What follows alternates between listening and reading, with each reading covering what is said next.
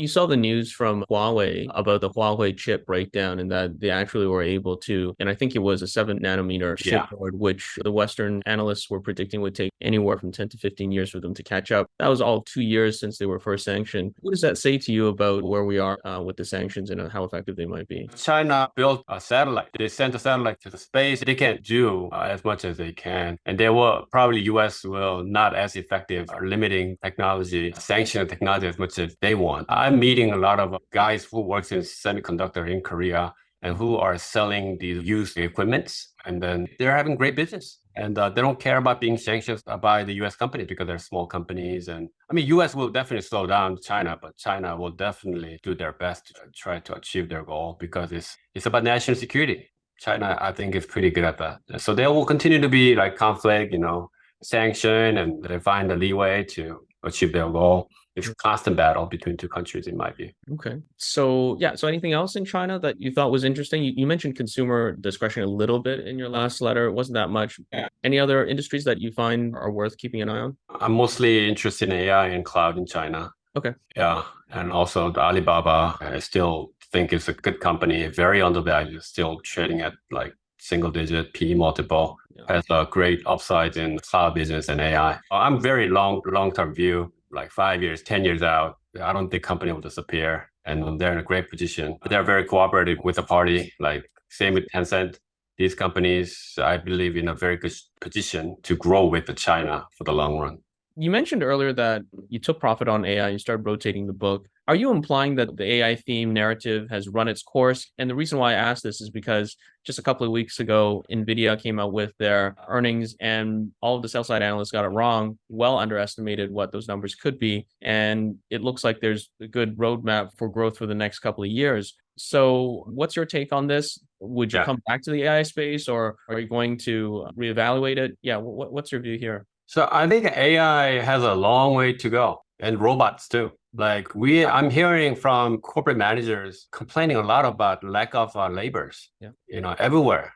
They need people getting more expensive. So these technologies will have to replace them and has a huge demand. And this generative AI technology is real. There's going to be huge demand created by this technology. So I have no doubt that these companies will continue to generate great growth. But my question is it really priced in? If it is priced in, why don't I move to something that's not, like as priced in or something very cheap? So the ones I own, like, internet companies in Asia, they're cheap. They're like 10 to 20 times PE multiple, but they have a great like AI technology on their own and they're utilizing it. They have a very, very satisfied customers. So I think they will have a huge runway. So I'm talking about, I kind of moved out of a US market, but I moved to my focus to Asia, like AI names. That's kind of one big part of my portfolio now. That's music to my ears. And I think a lot of our investors are eventually bullish on Asia. It looks like we're turning the corner.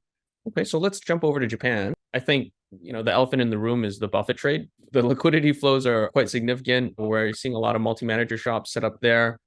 Japan's Nikkei is up something like 18% last I checked. But then the average Japan hedge fund manager is up, mid to high single digit. So there's a lot of upside that's not being captured there. What's your take on it? Is this a story worth pursuing? And, there's restructuring in the market, but I would even look at your last quarterly letter where you had some concerns around the demographics. So why don't you update us on where you're at today? So Japan, if I recall correctly, they're up about 20% this year. And the dollar term, they're up about 10%. Their currency depreciated quite a bit. And that's good for exports. I think the market is quite, welcoming the weak yen. And that's why a lot of people are interested in Japan market, especially if you look at like Toyota and Honda, they're up like 50% this year. But we haven't seen this type of a run. I've seen it like 2-3 times in the past. The Japan market is pretty driven by foreigners and very policy driven, like Abe was one. Now they're still doing QE, negative interest rate, even if US, jacked up its interest rate to 5%. The gap is huge. And there is inflation actually happening in Japan, like they're 3%. People are suffering, because of high inflation. But the government's agenda is to focus on the exporters. They're finding their competitiveness again. that they lost to Korea and China. Is it really sustainable? And then can they really achieve the competitiveness against like Korea and China in manufacturing? I think that the verdict is still out there, but not that easy. I don't think it's a very easy task. When I hear anecdotal stories about like Japanese young people, who are not very well trained and have a very different interest from their parents' generation. And also domestic market definitely is going to be soft because of demographic issues. So I'm not participating a lot in Japan because of these like low interest rate and FX tailwind. Some of the managers in the market are talking about, and it's right. It's interesting you pointed out that Korea is not like Japan because of the significant influence that the conglomerates have over the market. But some would argue that this is diminishing over time and therein lies the alpha. How do you feel about a comment like that? Yeah, I mean, these conglomerates are very undervalued. I agree with that. And the problem is the family are happy with it. They don't want the share price go up. They just enjoy the dividend. And they want to inherit the company to their children. And if the stock price is high, they have to pay too much taxes to the government. So that's a loss for them. So yeah, I see a lot of good companies that are undervalued, but I don't touch it because the inheritance has not been done yet. Global companies like Samsung or Hyundai, they were not owned by the family anymore, in my view. So, but I don't think activists can do anything with those large companies. Yeah, at the moment. Okay.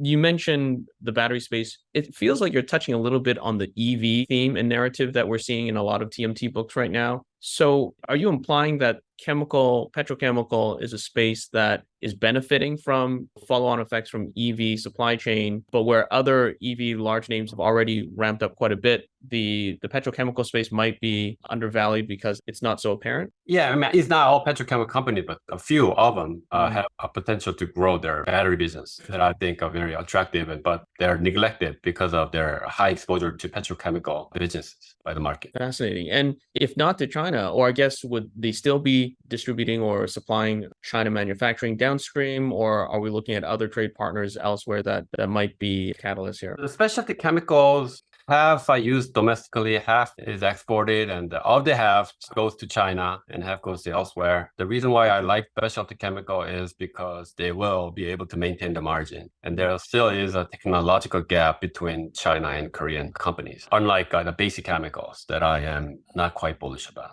You rely very much on the deep connections with management and executive teams that you built over the last 20 years or so. What's the market telling you now? I mean, now you obviously are in conversations. How are they generally feeling about Asia and where fund flows are going? And the reason where I'm going with this is that if we look at net inflows and outflows in hedge funds globally, the greatest, I mean, we're feeling the pain here in Asia, obviously, but actually the greatest amount of net outflows is from North America. And yet that's where a significant amount of the beta is coming from in the last 2 quarters on the AI side. How are these executives instructing you these days? So, I mean, the executives that I talk to mostly are in Korea. And actually, they're pretty positive about their outlook, especially the exporters, because the de-risking of US from China is benefiting Korea, a lot of industries in Korea. And like semiconductor, for example, TSMC has been the best and still the best, but customers in the US must not be very comfortable because they don't know if China invade Taiwan or anything. So they're looking for alternative, and Samsung or like the companies in Korea can be alternative. They're not as good in terms of technology, but at least it's a safer. And also, alternatives still exist in the US as well. Like companies like Intel, for example, they are they're focused on building foundry. They have technologies. They are having good progresses right now. So in terms of geopolitical risk really favors a lot of Korean companies, like batteries, for example, is benefiting because of IRA act in the US try to exclude China from battery. So Korea is definitely benefiting a lot. And also like Hyundai, if China didn't have a conflict with the US, probably BYD could be killing in the US. They're making cars so well. But these are political risk actually is benefiting Korea in many ways. So I'm focused on those companies. But at the same time, we're a very value-driven firm, and the market's just smart, and they are all priced in, or sometimes even more priced in because retail guys love these euphoric, thematic names, even if there is a lot of good fundamentals. And those are a good target. But the problem is the shorting takes a lot of skills. And a lot of hedge fund managers shorting these highly volatile names got a huge loss in the first half of this year. They're shorting too early. And, what I learned at Tiger Asia for the past 20 years, shorting is extremely sensitive and difficult. And you got to short when stock actually start to goes down, not when it go up and become more expensive.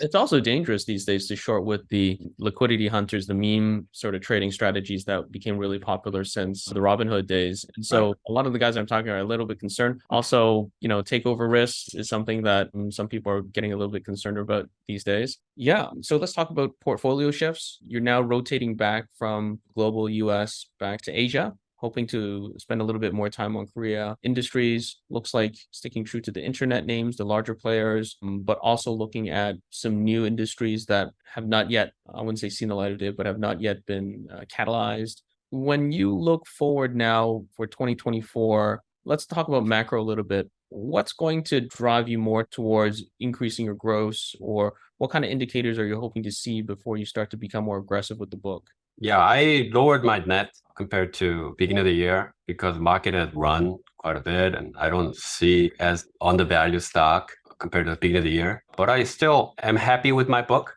I have a good short under my belt now. So I'm more balanced and still confident that, I can achieve my goal for the year and going into next year as well. I think it will take a year and a half to roll for the stock to go to where my stock prices are at the target prices. And in terms of macro, I had a view at the beginning of the year that, the market interest rate being 5% 1-year treasury and 7-8% mortgage, it's all-time high.